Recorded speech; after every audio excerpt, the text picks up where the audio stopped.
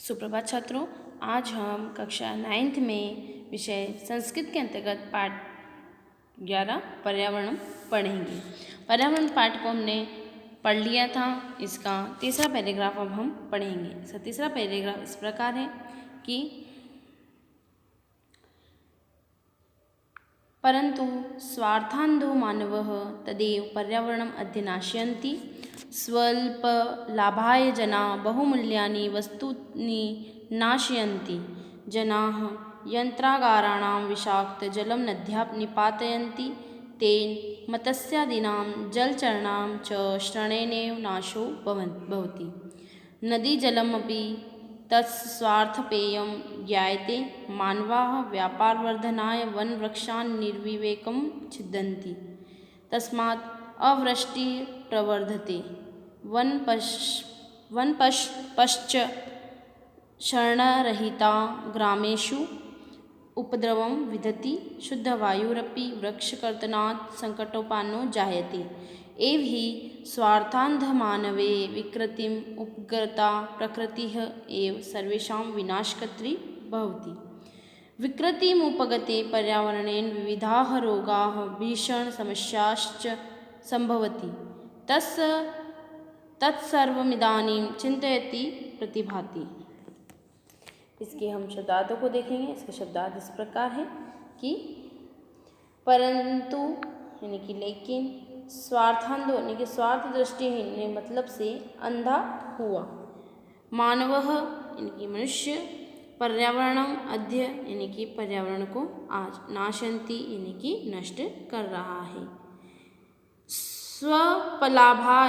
स्वल्प लाभाय यानी कि बहुत थोड़ी मात्रा में लाभ के लिए, जनः यानी लोका या मनुष्य, बहुमूल्यानि यानी कि अत्यधिक कीमती, वस्तुनि चीज़ों को, नाशयन्ति यानी नष्ट, कुर्वन्ति यानी कि नाश करता है। इसका हिंदी अनुवाद हम देखेंगे। इसका संदर्भ व प्रसंग हम देखेंगे कि यह गद्यांश हमारी पाठ्यपुस्तक सेमुशी के पर्यावरण नामक पाठ से लिया गया है। इस गद्यांश में लेखक मानव की स्वार्थपरता को प्रस्तुत करके प्रदूषण के दुष्परिणाम का वर्णन करते हुए विकृत प्रकृति के विषय में कहता है। इसकी व्याख्या देखेंगे अनुवाद। लेकिन मतलब में अंधा हुआ मनुष्य आज उसी पर्यावरण को नष्ट कर रहा है। बहुत थोड़े लाभ के लिए मनुष्य अत्यधिक कीमती चीज़ों को नष्ट कर देते हैं। कारखानों का जहरीला पानी नदी में डाल दिया जाता है, जिससे जल में रहने वाले मछली आदि जीवों का एक क्षण में ही नाश हो जाता है। नदी का जल भी पूरी तरह से पीने योग्य नहीं रहता है। जंगल के पेड़ बिना विचारे अविवेकपूर्ण व्यापार बनाने के लिए काट दिए जाते हैं, जिसकी वजह से वर्षा का न होना बहुत बड़ा कारण है। शरणहीन जंगली पशु गांवों में उपद्रव करते हैं। स्वच्छ वायु भी वृक्षों के काटने से आपत्तिग्रस्त हो जाती है। इस प्रकार मतलब में अंधे हुए मनुष्यों द्वारा विकृति को प्राप्त हुई यह प्रकृति उनकी विनाशिका यानी विनाश करने वाली हो गई है। पर्यावरण के विकृत हो जाने पर विविध रोग, विकार, भयंकर समस्याएं पैदा हो जाती हैं और अब यह सब चिंता का विषय ज्ञात होता है। इसकी हम संस्कृत व्याख्या देखेंगे। संस्कृत व्याख्या इस प्रकार है कि संदर्भ इसका कि गद्यांशो अयम अस्माकं पाठ्यपुस्तक सेमुष्या पर्यावरणम नामक पाठादुद्धदस्ति। यह गद्यांश हमारी सेमुशी पाठ्यपुस्तक के पर्यावरण पाठ से उद्धृत है। इसका प्रसंग इस प्रकार है कि गद्यांशे अस्मिन् लेखकः मानवस्य स्वार्थपरतां प्रस्तुत्ययं प्रदूषणस्य दुष्परिणामं वर्णयत्। विकृति प्रकृति विषये कथयति कि इस गद्यांश में लेखक की स्वार्थपरता को प्रस्तुत करते हुए प्रदूषण के दुष्परिणाम का वर्णन करता हुआ प्रकृति के विषय में कहता है। क्या कहना चाह रहे हैं वो अब हम देखेंगे इसे कि परंच स्वार्थेन दृष्टिहीन मनुष्य तदेव वातावरण प्रकृतेः संतुलनं विनष्ट करोति। अल्पमात्राय स्वहिताय मनुष्याः महाहानिं वस्तु नष्टं कुर्वन्ति। कललयानां सविशं वारी सरितं क्षिप्यते यस्मात् कारणात् मीनादीनां जलजन्तूनां श्रवणमात्रेण विनाशो भवति। सरितः वारी अपि पूर्णरूपेण पातुं योग्यं भवति। अरण्यतः विवेकं विस्मृत्य वाणिज्यवृद्धये उच्यन्ते यस्मात् अनावृष्टि वृद्धियाति। असरणाः वनवासिनः पशवः वस्तुतः विघ्नविलम्बं वा कुर्वन्ति। स्वच्छं पवनोऽपि वृक्षाणाम् उच्छेदनात् आपदाग्रस्तो भूतः। अनेन प्रकारेण स्वार्थे अंधो भूतेः जने विकारमुपगता प्रकृतिरेव अमीषां विनाशिका अभवत्। वातावरणे विकारे प्राप्ते अनेक कायक्लेशा भयंकर समस्या च प्रादुर्भवन्ति। सर्वमदः अधुनां चिंतायाः विषय ज्ञायते। इसका हिंदी अनुवाद देखेंगे उस प्रकार है। परंतु स्वार्थ से अंधा हुआ मनुष्य उसे वातावरण यानी कि प्राकृतिक संतुलन को नष्ट करता है। थोड़े से अपने मतलब के लिए मनुष्य मूल्यवान वस्तुओं को नष्ट कर देते हैं। कारखानों का जहरीला पानी नदियों में डाल दिया जाता है, जिसके कारण मछली आदि जल के जीवों का क्षण मात्र में विनाश हो जाता है। नदियों में पानी भी पूरी तरह से पीने के अयोग्य हो जाता है। जंगल के पेड़ विवेक को भूलकर अर्थात बिना विचारे व्यापार बढ़ाने के लिए काट दिए जाते हैं, जिससे वर्षा नहीं होती है। शरण के अभाव में जंगली पशु बस्तियों में विघ्न या उपद्रव करते हैं। स्वच्छ हवा भी वृक्षों के काटने से आपदाग्रस्त हो जाती है। इस प्रकार से स्वार्थ में अंधे हुए लोगों के द्वारा विकार को प्राप्त हुई प्रकृति इनकी विनाशक हो गई। वातावरण में दोष होने पर अनेक शारीरिक कष्ट भयंकर समस्याएं पैदा हो जाती है। यह सब चिंता का विषय हो जाता है। इसका अगला और अंतिम पैराग्राफ देखेंगे हम, वो इस प्रकार है कि धर्मो रक्षति रक्षितः इत्यार्षवचनं पर्यावरण रक्षणमपि धर्मसेवाङ्कमिति ऋषयः प्रतिपादितवन्तः। अतएव वापि कूपतडागीदि निर्माणं देवायतन विश्रामगृहादि स्थापनच धर्मसिद्धे स्त्रोतारूपेण अंगीकृतं। कुक्कुर सुकर सर्प नकुलादि स्थलाचरः मत्स्य कच्छप मकरवृत्त प्रभृत्य जलाचराश्च अपि रक्षणीयाः, यतः ते स्थलमलानाम् अपनोदीन जलमलानाम् अपहरणश्च प्रकृतिरक्षया एव लोकरक्षया संभवति इत्यत्र नास्ति संशय। इसके हम शब्दार्थ देखेंगे, वो इस प्रकार हैं। इसके शब्दार्थ: धर्म शास्त्रोक्त है, यानी कि शास्त्रों द्वारा निर्दिष्ट कर्तव्य। रक्षिता रक्षा करोति, यानी कि रक्षा करता है। सुरक्षित रक्षितः रक्षा किया हुआ। इति आर्षवचनम, यानी कि यह ऋषियों द्वारा कहा हुआ प्रमाणिक वचन है। पर्यावरण शरणमपि, पर्यावरणस्य रक्षा अपि, यानी कि पर्यावरण की रक्षा करना भी। संदर्भ प्रसंग देखेंगे हम। इसका संदर्भ प्रसंग इस प्रकार है कि यह गद्यांश हमारी पाठ्यपुस्तक सैमुषी के पर्यावरण नामक पाठ से लिया गया है। इस गद्यांश में लेखक पर्यावरण रक्षण को धर्म के अंग के रूप में भी वर्णन करते हुए थलचरों और जलचरों के रक्षण को भी धर्म के रूप में ही प्रतिपादित करता है। इसका हिंदी अनुवाद इस प्रकार है कि रक्षा किया हुआ धर्म लोक की रक्षा करता है। यह ऋषियों का प्रामाणिक वचन है। पर्यावरण की रक्षा करना भी धर्म का ही एक अंग है, ऐसा मंत्रद्रष्टा ऋषियों ने प्रतिपादित किया है।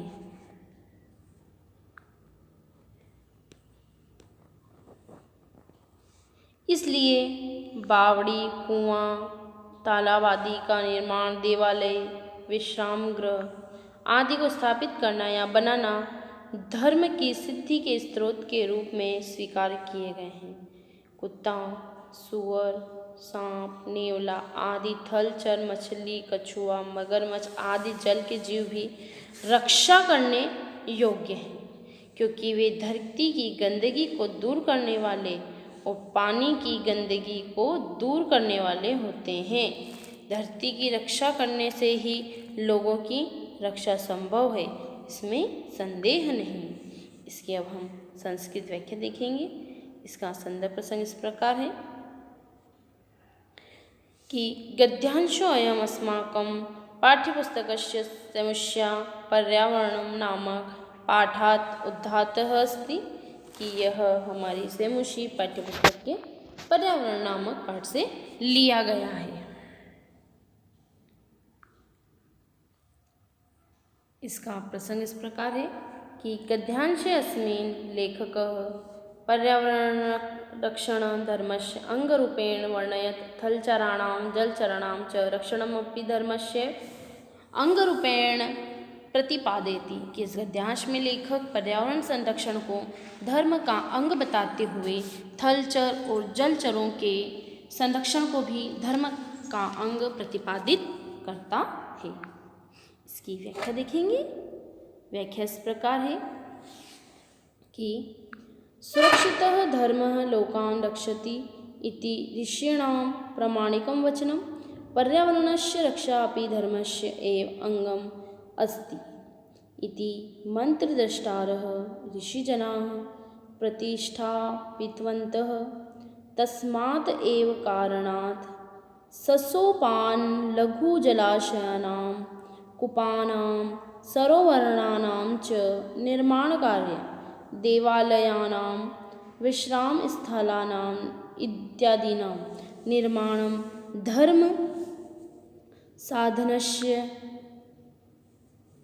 आगम स्थल रूपेण अंगीकृतम्। सारमेय शुक्रः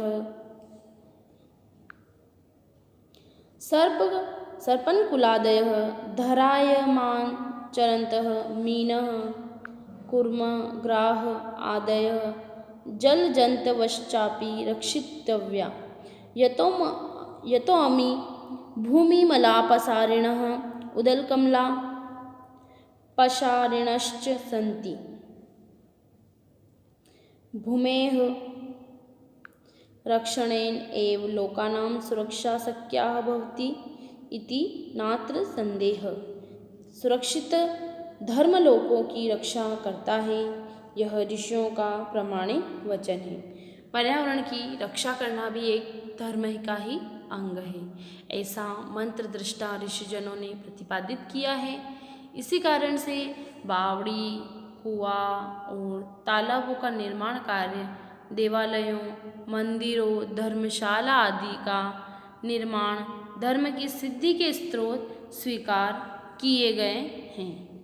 कुत्ता, शुकर, सांप, नेवला आदि धरती पर विचरण करते हुए मछली, कछुआ, मगरमच्छ आदि जल जंतु आदि की भी रक्षा करनी चाहिए, क्योंकि ये भूमि के मल यानी गंदगी को हटाकर गंदगी को दूर करने वाले होते हैं। भूमि के संरक्षण से ही लोगों की सुरक्षा संभव हो सकती है, इसमें कोई संदेह इसके पाठ के प्रश्नोत्तर को हम देखेंगे। प्रश्नोत्तर इस प्रकार है कि एक पदेन उत्तरम लिखत, एक शब्द में उत्तर लिखिए। पहला है हमारा मानवः कुत्र सुरक्षितः तिष्ठति, कि मानव कहाँ सुरक्षित है। तो मानव कहाँ सुरक्षित है, तो पर्यावरण कुक्षो यानी कि पर्यावरण की कोख में।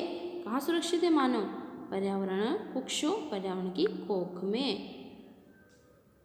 अगला है सुरक्षितम पर्यावरण कुत्र उपलभ्यते, कि सुरक्षित पर्यावरण कहाँ प्राप्त होता था, तो वने यानी कि वन में। आर्षवचनम किमस्ति, कि प्रमाणिक वचन क्या है, तो धर्मो रक्षति रक्षितः, कि रक्षित ही धर्म की रक्षा करता है। अगला प्रश्न है पर्यावरणमपि कस्य अंगम इति, कि धर्मस्य पर्यावरण किसका अंग है, तो धर्मस्य धर्म का। लोक रक्षया कया संभवती, कि लोक रक्षा किससे हो सकती है, तो पर्यावरणेन यानी पर्यावरण से। प्रकृति केषां संरक्षणाय यतेत, कि प्रकृति किनके संरक्षण का यत्न करती है, तो समेषां प्राणिनां, कि सभी प्राणियों की। अगला प्रश्न है हमारा अग्धोलिखित प्रश्नोत्तराणि संस्कृत भाषा लिखत, कि निम्नलिखित प्रश्नों के उत्तर संस्कृत भाषा में लिखिए। पहला प्रश्न है प्रकृति प्रमुख तत्वानि कानि सन्ति, कि प्रकृति के प्रमुख तत्व क्या हैं, तो कौन कौन से हैं। पृथ्वी जल तेज वायु आकाशश्च प्रकृति प्रमुख तत्वानि सन्ति, कि पृथ्वी जल तेज वायु और आकाश प्रकृति के प्रमुख तत्व हैं। अगला प्रश्न है स्वार्थांध मानवः किम करोति, कि स्वार्थ में अंधा मानव क्या करता है, तो स्वार्थांध मानवः पर्यावरण नाशति, कि स्वार्थ में अंधा हुआ मानव पर्यावरण को नष्ट करता है। पर्यावरणे विकृते जाति किम भवति, कि पर्यावरण के विकृत हो जाने पर क्या होता है, तो पर्यावरणे विकृत जाति विविधा रोगा भीषण समस्याश्च जायन्ते, कि पर्यावरण के विकृत होने पर विविध रोग तथा भीषण समस्याएं पैदा हो जाती हैं। अगला प्रश्न है अस्माभिः पर्यावरणस्य रक्षा कथम करणीया, हमें पर्यावरण की रक्षा कैसे करनी चाहिए, तो प्रकृतेः तत्वानि संरक्षण अस्माभिः पर्यावरणस्य रक्षा करणीया, कि हमें प्रकृति के तत्वों की रक्षा करके पर्यावरण की रक्षा करनी चाहिए। अगला प्रश्न है लोक रक्षा कथम संभवती, कि लोक रक्षा कैसे संभव होती है, तो लोक रक्षा प्रकृति रक्षा एव संभवती, कि लोक रक्षा प्रकृति की रक्षा से ही संभव है। परिष्कृतम पर्यावरण असभ्यम किम किम ददाति, कि शुद्ध पर्यावरण हमें क्या क्या देता है, तो परिष्कृतम पर्यावरणम असभ्यम सांसारिक जीवन सुखम सद्विचारम सत्य संकल्पम मांगलिक सामग्री च प्रदाति, कि शुद्ध पर्यावरण हमारे लिए सांसारिक जीवन सुख अच्छे विचार सत्य संकल्प और मांगलिक सामग्री प्रदान करता है। अगला प्रश्न है हमारा स्थूल प्रधानीकृत्य प्रश्न निर्माण कुरुत, कि मोटे छपे शब्दों को आधार मानकर प्रश्न निर्माण कीजिए। पहला प्रश्न हमारा वन वृक्षा निर्विवेक छिद्यन्ते, कि वन वृक्ष बिना सोचे काट दिए जाते हैं, तो वन वृक्ष के लिए क्या आ जाएगा के निर्विवेकम छिद्यन्ते, तो क्या आएगा इसका आंसर कि सही। इसका प्रश्न निर्माण के लिए प्रश्न बन रहा है कि के वन वृक्षा के लिए क्या आ जाएगा के, है ना। अगला प्रश्न है वृक्ष कर्तनाम शुद्ध वायु न प्राप्यते, कि वृक्ष काटने से शुद्ध वायु नहीं मिलती, तो कस्मात् या केशाम कर्तनात् शुद्ध वायु न प्राप्यते, कि क्या काटने से शुद्ध वायु प्राप्त नहीं होती है, और यहाँ आ जाएगा हमारा प्रश्नवाचक चिन्ह। अगला प्रश्न है प्रकृति जीवन सुखम प्रददाति, तो प्रकृति जीवन सुख देती है, तो प्रकृति किम प्रददाति, कि प्रकृति हमें क्या देती है, और प्रश्नवाचक चिन्ह यहाँ आ जाएगा।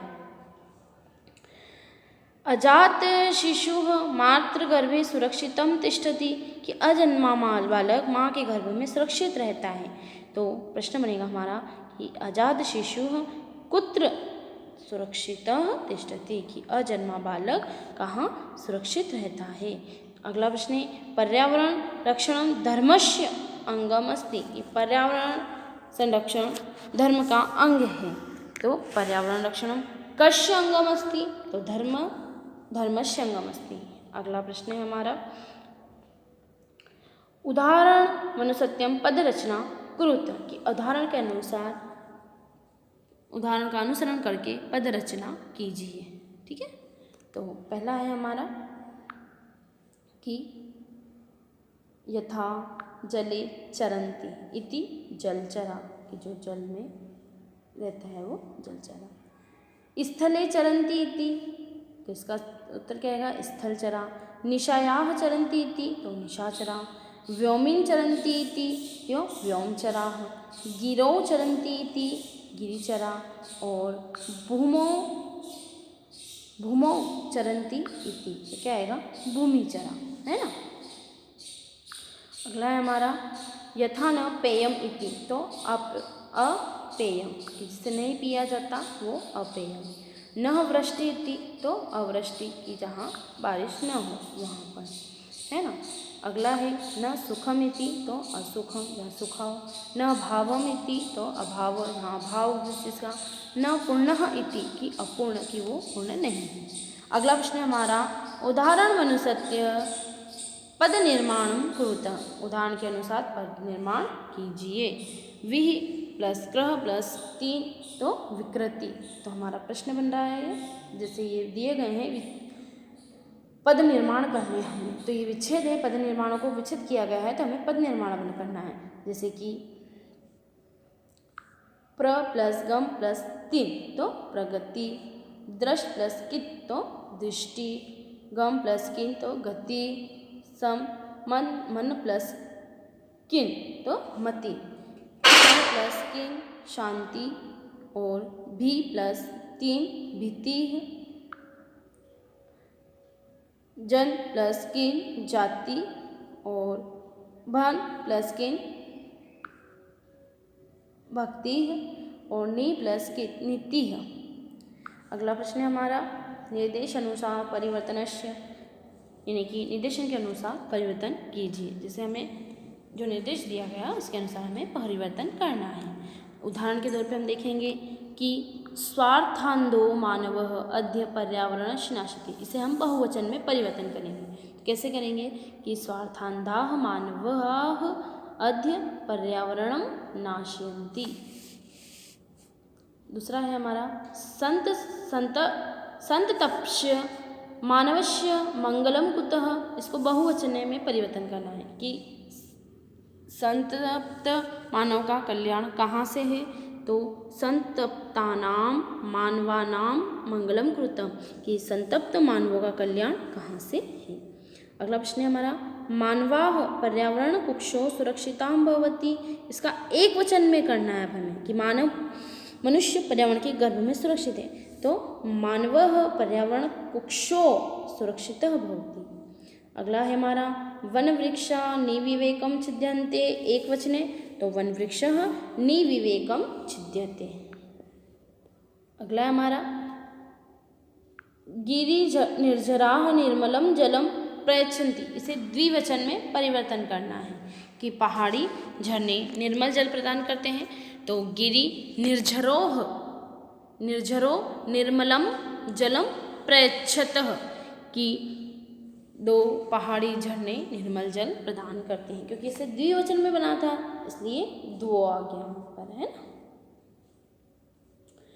सरितः निर्मलम जलम प्रयच्छति, बहुवचन में, तो सरितः निर्मलम जल प्रयच्छन्ति, की नदियाँ निर्मल जल प्रदान करती है। अगला प्रश्न है हमारा, पर्यावरण रक्षणाय भवन्तः किम रक्षन्ति इति विषये पंचवाक्यानि लिखें। पर्यावरण की सुरक्षा हेतु आप क्या करेंगे, इस विषय पर 5 वाक्य लिखिए। तो हम ये 5 वाक्य लिख रहे हैं। जैसे उदाहरण पे दिया हुआ है कि अहम विषाक्तम अवकरम नदीषुम न पातिष्यामि, कि मैं जहरीले कूड़े को नदियों में नहीं डालूंगा, है ना। क्या बता रहा है वो, तो उसका 5 वाक्य इस प्रकार है कि वयम वृक्षारोपणम करिष्यामः, हम पेड़ लगाएंगे। वयम प्रकृतिः रक्षयाम, कि हम प्रकृति की रक्षा करेंगे।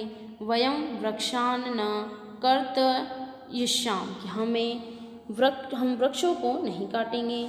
वयम वन्य पशूनां न व्यापादिश्याम कि हम वन्य पशुओं को नहीं मारेंगे। वयम वापिकुत पड़ागानाम निर्माणम करिष्य कि हम बावड़ियों कुओं तालाबों का निर्माण करेंगे। अगला प्रश्न है हमारा, उदाहरण मनुसत्य उपसर्गा नाम पृथक कृत्वा लिखत। जैसे कि उदाहरण के अनुसार उपसर्गों को अलग करके लिखो। जैसे उदाहरण दिया हुआ है कि संरक्षणाय सम, है ना। अब हम इनको अलग करेंगे, तो कैसे करेंगे? प्रभवती, तो प्र इसका उपसर्ग क्या हो जाएगा? प्रभवती का उपसर्ग क्या हो जाएगा? प्र। उपलभ्यते, तो उपलभ्यते का उप। निवसंती का नि। समुपहरंती, तो सम और उप दोनों आ रहे इसमें ना। वितरंती का वि। प्रयच्छन्ति का प्र। उपगता का उप और प्रतिभाति का प्रति। ये इस प्रकार से हम इन्हें करेंगे। तो ये इसके उत्तर यहाँ हैं। अगला प्रश्न है हमारा कि उदाहरण मनुसत्यम अधोलिखितानाम समस्त पदानाम विग्रह लिखत कि उदाहरण के अनुसार निम्नलिखित समस्त पदों के विग्रह लिखिए। जैसे तेज वायोः, तो तेजः वायुः च। गिरि निर्जरा, तो गिरयः निर्जराः च। उसी प्रकार से पुष्प पत्र पुष्पे, तो पत्र पुष्पे क्या कहेगा? पत्रम पुष्पम च, क्या आएगा? पत्रम पुष्पम च। लता वृक्षोः, क्या है हमारा? लता वृक्षोः, लता वृक्षों का क्या आएगा? लता वृक्षः च। अगला है पशु पक्षी, तो क्या आएगा? पशु पक्षी च। और कीट पतंगों का क्या आएगा? कीटः पतंगः च। इसी प्रकार से ये हमारा पाठ पूर्ण हुआ है। आप सभी इन पाठों को अपनी कॉपी में उतारेंगे, पाठ के सभी प्रश्न उत्तर को अपनी कॉपी में लिखेंगे, सारी इसकी व्याकरण भी आप अपनी कॉपी में ही लिखेंगे और मुझसे अपनी कॉपी चेक करवाएंगे। धन्यवाद।